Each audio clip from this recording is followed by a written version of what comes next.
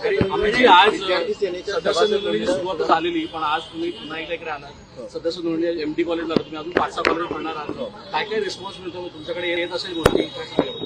मी तुम्हाला दिसतोय आता मी 1 ऑगस्टला आम्ही डिक्लेअर केलं की सभासद नोंदणी चालू होईल आणि मला ते पहिला आठवडाभर बघायचं होतं. आठवड्याभरानंतर मी फिरायला चालू करणार होतो, मी त्या दिवशीच बोललेलो.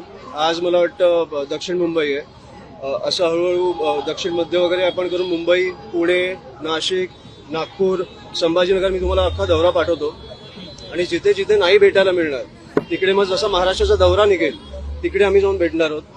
इकडे आता मी सांगितलंय की सभासद नोंदणीचा फॉर्म भरल्यानंतर त्याची पाठची बाजू आम्ही मोकळी ठेवली आहे.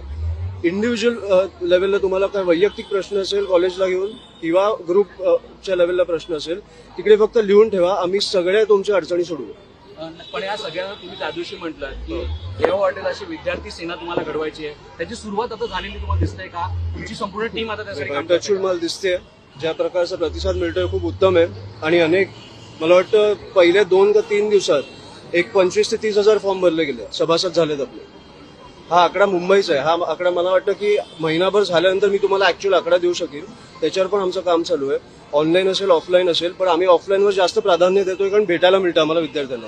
जेनझीचं जे आंदोलन सर, हे आपण की जेनझीचं आंदोलन झाल्यानंतर आम्ही जेनझीचं आंदोलन झाल्यानंतर आता खऱ्या अर्थानं जास्त लोक नोंदणी करायला येतात का? जास्त विश्वास विद्यार्थी सेनेला सुद्धा आता लोकांना वाटतोय का या सगळ्या आंदोलनानंतर? नाही, मला वाटतं राजसाहेबांवर विश्वास होताच, पण मला वाटतं की सभासद नोंदणी ही विद्यार्थी सेनेची पहिल्यांदा झाली म्हणून तो विश्वास दाखवायला कुठेतरी त्यांना एक प्लॅटफॉर्म मिळतोय, तर तो मला वाटतं खूप उत्तम होतोय.